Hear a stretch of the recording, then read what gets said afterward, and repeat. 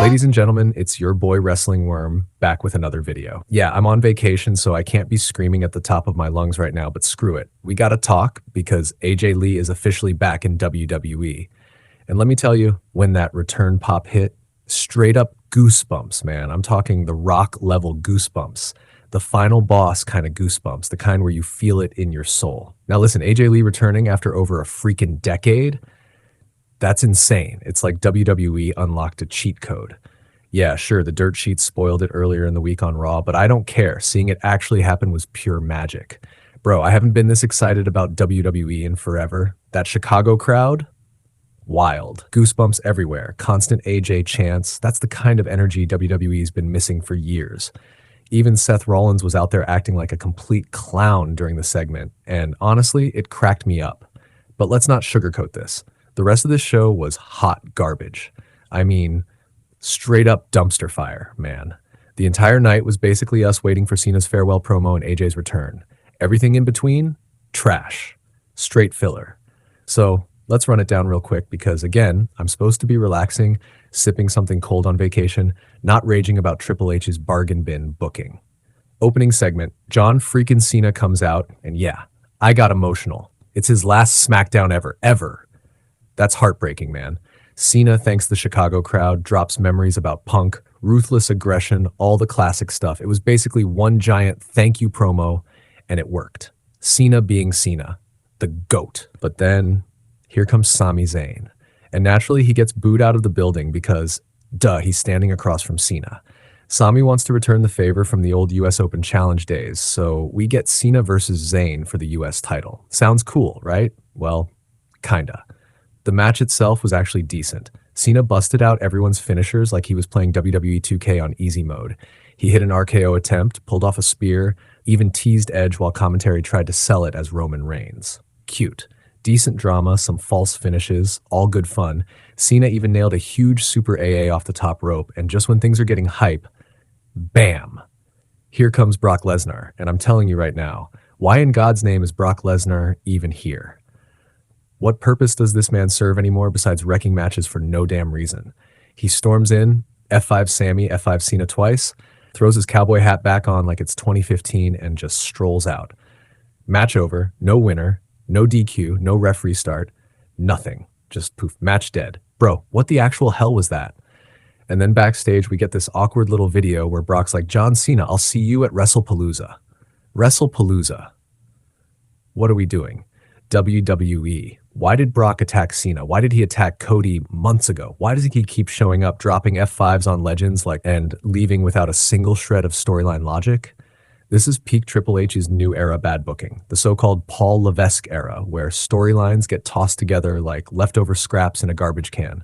None of it makes sense. Brock has maybe 2 feuds left in his career, and this is how you waste him? On Cena with zero explanation? Absolutely ridiculous. So yeah, AJ's return, epic. Cena's farewell, emotional. The rest of the show, flaming hot trash. And once again, WWE proves that if you take away the hype returns and nostalgia pops, what you've got left is a giant mess of nothing. Because honestly, guys, everything in between was absolute trash. D-Lister Black versus Damian Priest? Are you kidding me? Damian Priest, a guy who was a world champion just a year ago, now taking a pinfall loss to D-Lister freaking Black. A dude who was literally jobbing to R-Truth a month ago. Yes, Ron Killings pinned this guy clean not long ago, and now he's beating Priest? Make it make sense. None of this booking adds up. Everyone looks weak. The 50-50 nonsense is killing any momentum, and it's just boring. Then you've got Julia versus Kiana J, or Julia versus Michin. Doesn't matter. Julia retains. Nobody cares. We move on. Charlotte Flair backstage with Alexa Bliss. Again, nobody cares. What else even happened? I'm trying to remember, but the opening segment with Cena, Sammy, and Brock ate up the first 40 minutes, leaving us with mid-card filler. Carmelo Hayes and The Miz are apparently getting a tag title shot soon. Yay, I guess. And Jade is fighting Tiffany for the WWE Championship on SmackDown next week. Let's be real. Jade Cargill is winning. Tiffany has been champion for 9 months and it's gone absolutely nowhere. Time to get that belt off her ASAP. Then we hit the main event segment. Seth Rollins' music hits. He's out there in the stands, acting like a complete clown as usual. Becky Lynch comes out, grabs the mic, and immediately starts trashing Chicago. And I'll admit, this part was funny. I'm a big NBA fan, and seeing her call out Kobe White, point guard for the Bulls, saying, "You suck, your whole city sucks, even you suck, Kobe White, you're going to get traded soon." I laughed. Becky's heel cheap heat promos are usually cringe, but this was actually entertaining. Then Punk comes out. Classic Punk, cuts a promo about Seth being a coward and running away, but then he flips it, says since Seth made it personal, he's going to respond. He's like, "I would never hit a woman, but I know someone who will."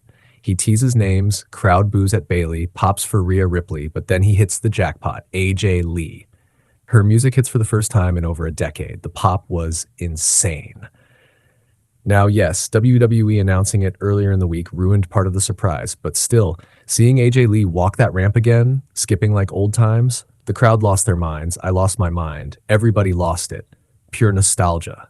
AJ Lee gets in the ring, brawls with Becky, beats her down, and stands tall next to Punk. They hug, the crowd's exploding, and the show goes off the air with Punk and AJ staring down Rollins and Becky. Boom. Clear setup for Punk and AJ versus Rollins and Becky at WrestlePalooza. That ending was gold. Epic. Goosebumps. The rest of the show? Garbage.